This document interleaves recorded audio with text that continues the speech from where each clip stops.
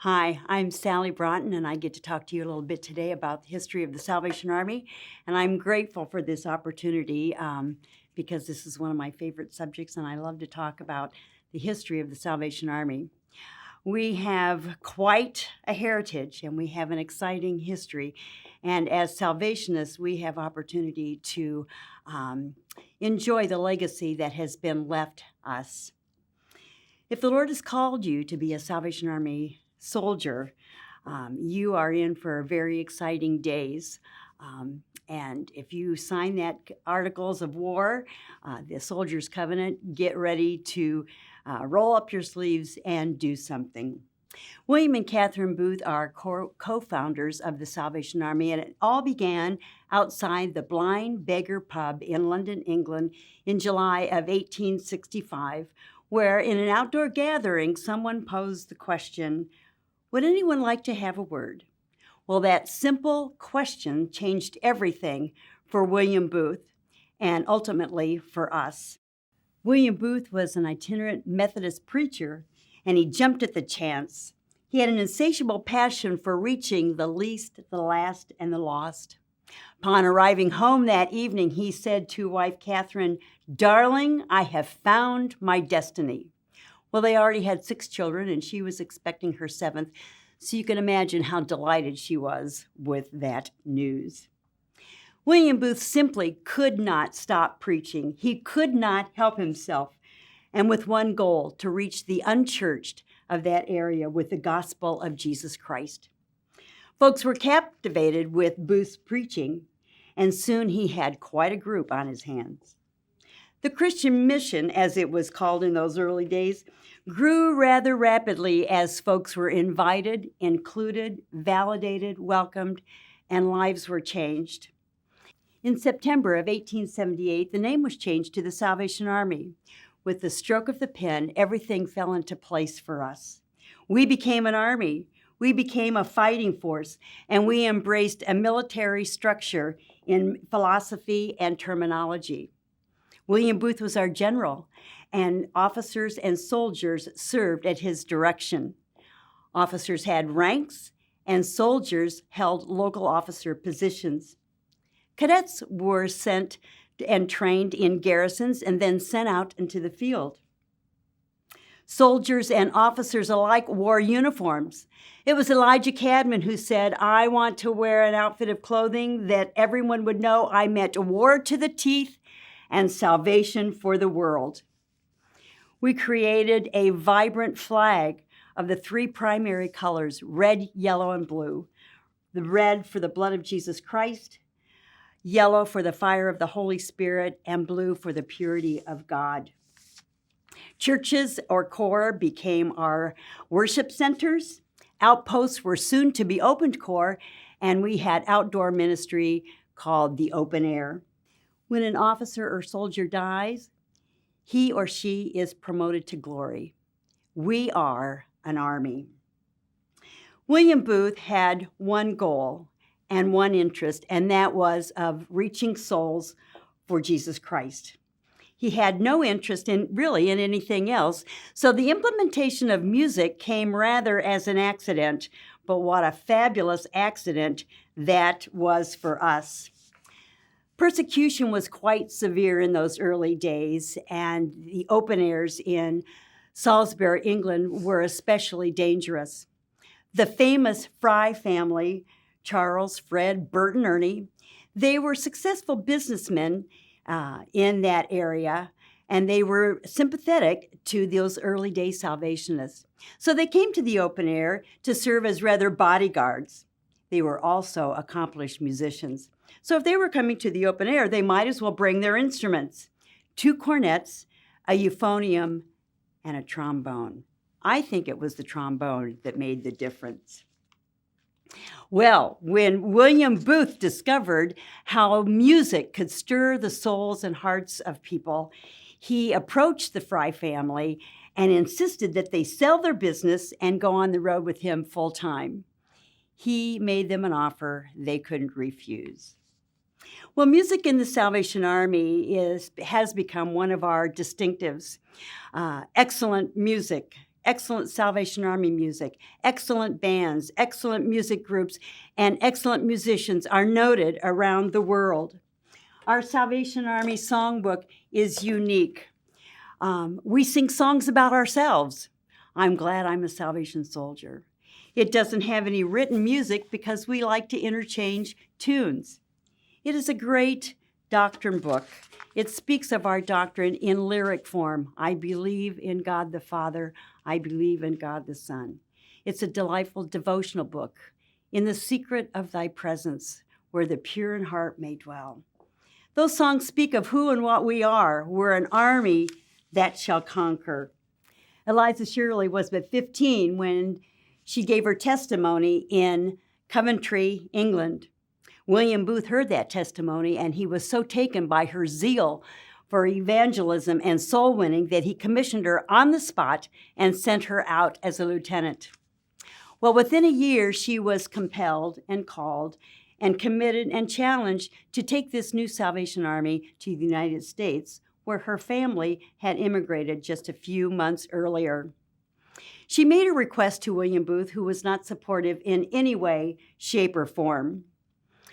But if she was determined to go and join her family, and if she followed the work and the ideals of the Salvation Army, and if she was successful, he could perhaps send her reinforcements, not resources, but reinforcements. So Eliza Shirley left for the United States. The work was extremely difficult. The people in the United States had not heard of the Salvation Army. They certainly weren't used to a female preacher, and let alone one that was a teenager, and they had no idea about this outdoor ministry called the open air.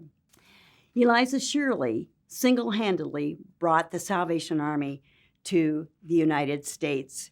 With ceaseless prayer, tireless work, determination, and support only of her mother and father, she opened up the first corps in Philadelphia in an abandoned chair factory. That corps is still there today. Eliza Shirley was 16 years old. Later, Eliza Shirley married, and along with her husband, Philip Simmons, they opened numerous corps in the United States and in England. The legacy of Eliza Shirley and her husband, Philip Simmons, continues today in multiple generations and descendants who are officers and soldiers, particularly in this country. As their carriage clattered across the London Bridge one rainy, dismal night, William Booth looked down and saw that there were throngs of people living under that bridge. He turned to son Bramwell. "Did you know about this?" Bramwell replied, "Everyone knows there are people living under the bridge." "Then do something." It wasn't a suggestion, it was a directive, and somehow that directive became our quest. That prompted Bramwell to open up the first men's shelter where men could eat and sleep and work and reclaim their lives. Perhaps that two-word incentive became the encouragement to open shelters and perhaps the forerunner of our adult rehabilitation centers in this country. Perhaps this two-word incentive led to the maiden tribute incident. Human trafficking and prostitution were lucrative businesses in Victorian England. Young girls as young as 10 and 12 were sold by their parents. They were drugged and shipped in coffins over to the continent. The age of consent in London, England at that time was 13. In 1885, Annie Swan came to London to serve as a domestic, but she soon learned that it was a cover for prostitution. She somehow managed to escape and sought help from the Salvation Army. Bramwell Booth, with the help of William Steed, were committed to expose this hideous practice with a series of newspaper articles called The Maiden Tribute of Modern Babylon and published them in a newspaper called the Pall Mall Gazette. The situation became very complicated, very ugly, very quickly. Bramwell and all the participants were prosecuted. Bramwell was eventually acquitted. All the other participants were issued a prison sentence of 3 to 6 months. One individual was sentenced to 3 months hard labor, and she died in prison. William and Catherine Booth were incensed and appealed to the Queen and the British Prime Minister. In August of 1885, the age of consent was raised to 16. It wasn't ideal, it wasn't what they had hoped for, but it was a step in the right direction. That two-word encouragement perhaps led to the matchmaking project, the match factory. The making of matches in the late 1800s was a hot commodity, if you will. Thousands of matches were made using phosphorus, which was a poison and most often led to phossy jaw. When the individual was afflicted, they would literally glow in the dark, and that led to excruciating suffering and disfigurement and imminent death. Children as young as 10 and 12 were dying of this hideous disease. William Booth was committed to remedy this situation, and he knew that there was a way to make matches safely. So he secured a factory and hired about 100 workers at an honorable rate of pay, gave them a safe working condition, and soon he was making Salvation matches, lights and darkest England, and they were manufactured and sold everywhere. Well, he had revolutionized the matchmaking industry. Phossy jaw was no longer a threat, and William Booth got out of the matchmaking business. Salvationists have been do-something people from the very beginning, and no person any more so than Evangeline Booth, daughter of the founder. Single-handedly, Evangeline was the national commander for the United States and beyond from 1904 to 1934. She took a rousing delegation to the 1914 International Congress in London, England, where Salvationists were united from all over the world to celebrate this united Salvation Army, their united salvationism, and it was a wonderful time. However, they went home to learn that they were very often on opposite fighting forces, for World War I had erupted. Evangeline Booth insisted on the increase of activities in all Salvation Army programming to aid in the war effort. The United States entered the war in April of 1917. Evangeline Booth was even more determined to get involved. American boys are going to war, and we must join them. She approached General John Pershing, who had become a personal friend. I would like to send my army to France. Well, he said, I already have an army in France. Yeah, well, you don't have my army. Evangeline Booth never took no for an answer. So in August of 1917, the first contingent of Salvationists arrived in France close to the front lines. They were given an order to encourage and be of service to the servicemen in France in any way that they could. They were not going on a pleasure excursion, and she just reminded them anybody that failed would be shot. Well, luckily no one failed and no one was shot. But they were to deal with homesickness. They were to write letters home, send money home, do their laundry, mend their uniforms. They prayed with the sick and the dying. They conducted funeral services. They conducted worship services, and they cooked. Well, one dreary, dismal, rainy night, the servicemen were in desperate need of a home-cooked meal. Soon they were chanting, "We want donuts, we want donuts," the ultimate comfort food. Well, Margaret Sheldon just gave them the challenge. You get the stuff, I'll get the donuts. Well, that's all they needed. Immediately, the servicemen scattered in all directions, literally risking their lives to get the ingredients to make the donuts. Well, the donuts were made. Private Zuber from Alabama had the first donut and exclaimed, "If this is war, let it continue." Hundreds of donuts were made, and again, servicemen were risking their lives to get them to the foxholes, the trenches, to the front lines, behind enemy lines. It put the Salvation Army on the global map, if you would. During the war, thousands upon thousands of donuts were made, consumed, and enjoyed.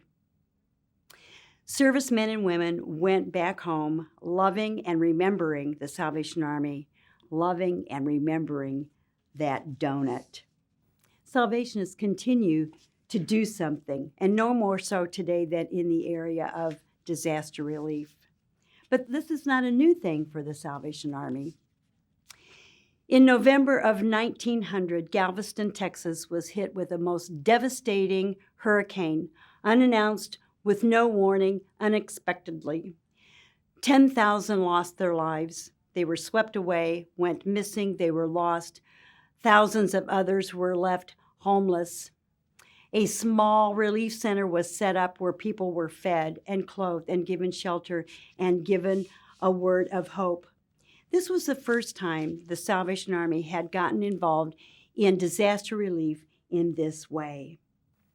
This tragedy prompted increased attention by then Commander Frederick Booth Tucker to open up additional shelters for homeless victims. A 7.9 earthquake hit San Francisco in August of 1906. The earthquake was devastating. The ensuing fires were catastrophic. Then Commander Evangeline Booth responded like a cavalry war horse at the sound of a bugle, according to Margaret Trout in her book, The General Was a Lady. She immediately held an unprecedented gathering in New York City wherein she raised tens of thousands of dollars for the relief effort there in San Francisco. A relief camp was set up outside Oakland in Beulah Park where thousands of victims were fed and clothed and housed and given a word of hope. The Salvation Army continues to avail itself in disaster work, and their methods and practices have been improved as we've gone along. In August of 1992, Hurricane Andrew was one of the most deadly hurricanes to hit the Bahamas, Florida, and Louisiana. Major James Worthy gave us the incentive to do something just a little bit different this time, and it changed our way of dealing with disasters. At this time, an incident command center or an incident command post was established, and Salvationists stayed on the scene to administer to the victims of those areas. 9/11 was a hideous happening that was heard and felt all over the world. The Salvation Army was on the scene within 30 minutes after the first plane hit the North Tower. Immediately, all roads going into the city and leaving the city were closed. Then the territorial commander gave Major Gary Miller the directive, "Get me into the city." By divine orchestration, he found himself following a caravan of ambulances into the city. He was stopped by the authority and asked who he was. He indicated he was the Salvation Army, and he was immediately waved into the hardest hit area. Later, Major Miller escorted then General John Gowans, who had come from London to see what was happening in New York City. General Gowans sat white-knuckled and speechless as they entered to see the carnage. They were met by the chief of police and escorted into the city, and the chief of police just begged Major Miller, "Please stay with me." Salvationists came from all over the country to aid in the efforts of that hideous happening in New York City. Major Molly Schatzberger, Major Cheryl Miller, Major Carl Ruthberg were there for days and for weeks. They did whatever they could and what was ever needed for the victims of that happening. People were prayed with and cried with. Feet of firefighters were washed and redressed around the clock. They secured protective clothing for the recovery and rescue animals. 20 years later, individuals who worked at that site cannot recount those experiences without becoming overwhelmed with emotion. The Salvation Army continued at that site until closing ceremonies in May of 2002, and extended services continued for another 4 years. When Major Todd Smith saw smoke coming from the Pentagon, he immediately dispatched Salvation Army canteens to that site. Also, Lieutenant Colonels Danny and Esther Morrow were sent to give aid to the victims there. Esther Morrow served as a chaplain and an encourager. Danny Morrow served as the press liaison. In the Priority magazine, which is a special issue, the 10th anniversary, Colonel Morrow talks about the ministry of presence. Just the presence of the Salvation Army gave those people encouragement and hope and a sense of calm. The Salvation Army was there. Flight 93 crashed in a farmer's field in Shanksville, Pennsylvania, when Todd Beamer bravely gave the order, "Let's roll." You will know that that plane was intended for the Capitol building in Washington, D.C., and landed in Shanksville, Pennsylvania. It just so happens that the Salvation Army has a service extension unit just minutes, just miles from that happening. Then Majors Joe and Gladys DeMichaels, who were the divisional commanders at the time, were there as quickly as possible. They said it was a very different kind of a disaster. It was almost eerie. There were no buildings involved, and all the victims were from different parts of the country. So it was a different kind of disaster, a different kind of service, but the Salvation Army was there. And they knew, the people there knew that they could count on the Salvation Army to get them whatever they needed.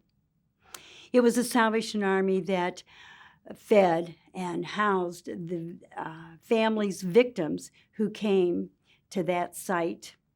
And it was a Salvation Army that was asked to conduct worship services at that happening. I learned just recently that 25,000 plus National Guardsmen are posed at the ready at our nation's capital as we speak. You know who else is there? The Salvation Army. The Salvation Army is there to aid our security people there, to feed them, to encourage them, to give them a sense of hope, a word of hope, a word of comfort, and a sense of calm. Why do I tell you this? Is it so we can pat ourselves on the back and give ourselves opportunity to rest on our laurels? Absolutely not. Absolutely not. As Salvation Army soldiers, we have a unique opportunity to get involved, to see opportunity, and to do something. If you are called to be a Salvation Army soldier, get ready to roll up your sleeves and do something. And I challenge you to do this. I've also been encouraged to give you a time for questions and answers, and I would be interested in hearing those questions. And if I don't know the answer, I certainly will direct you to someone that can help you with those answers. I love reading about the Salvation Army history, and I would just suggest some books to you if you are interested. I encourage you to read them. Anything by Roger Green. He writes much about William and Catherine Booth and our theology. Anything you can read about Roger Green. And anything that you can read about our own Alan Satterley. I love Alan Satterley's works, and a book that I would recommend to you is Turning Points. Very short book, but a great book. You can see it's all dog-eared because I've got pages marked. Anything you can read by Alan Satterley is a fabulous read. I would encourage you to read The Maiden Tribute of Modern Babylon by William Steed. Good read there. And The Girl Who Invaded America by Ken Elliott. Another book, Born to Battle by Sally Chesham. Another good book, General Was a Lady by Margaret Trout. So many good books I would encourage you to read. Again, I would recommend the Priority Magazine, which talks about the Salvation Army's involvement in 9/11, We Remember. Again, I thank you for this opportunity to talk about that which I love. And I would just encourage you with this directive, as my dad always said, go get them.